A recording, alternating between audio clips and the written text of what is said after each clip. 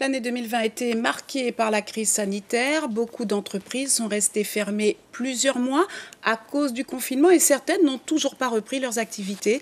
Alors comment s'en est sortie l'économie guyanaise l'année dernière et quelles sont les perspectives pour les chefs d'entreprise en 2021 alors que la crise perdure? C'est le thème de l'émission de Débat 973 ce soir sur notre antenne télé. Roland Pideri, bonjour. Bonjour Catherine. Alors c'est vous qui présentez cette émission. Alors les prévisions étaient pessimistes. A-t-on échappé à la catastrophe sociale? Oui, la catastrophe sociale annoncée pendant le confinement n'a pas eu lieu. C'est la bonne nouvelle, pourrait-on dire, mais tout ne va pas bien pour autant. Bien sûr, de nombreux secteurs économiques arrivent à bien s'en tirer, à tirer leur épingle du jeu, comme la grande distribution, encore la construction. D'ailleurs, dans ce secteur, un très grand nombre de projets existent.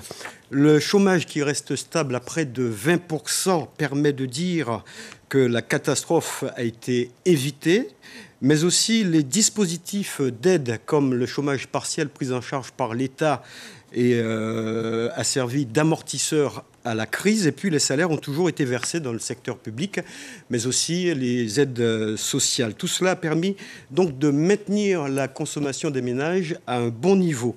La santé de l'économie est toutefois en trompe-l'œil, car à côté des secteurs qui tirent leur épingle du jeu, il y a ceux que la crise a sérieusement impactés, comme le tourisme, la restauration ou encore les transports. Mais l'espoir de lendemain meilleur demeure malgré tout, car le soutien de l'État à travers tous les dispositifs de solidarité contribue à maintenir bon nombre d'entreprises en activité. Et puis, il y a le plan de relance et le 1,5 milliard qui va avec pour les régions ultramarines.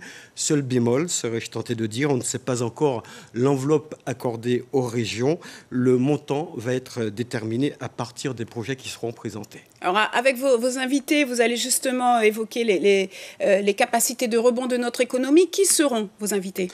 Karine Sinaï-Bossou, la présidente de la Chambre de commerce et d'industrie, Stéphane Lambert, représentant du MEDEF et de la Chambre de métiers. Ils sont acteurs de l'économie guyanaise car ils sont chefs d'entreprise, mais aussi observateurs de par leur fonction au sein des instances institutionnelles de l'économie.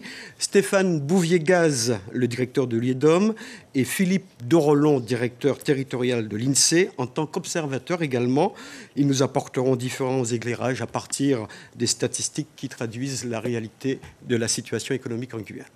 Merci Roland Pideri. Débat 973, c'est ce soir à suivre à 20h10 sur Guyane la Première télé, une émission de 52 minutes.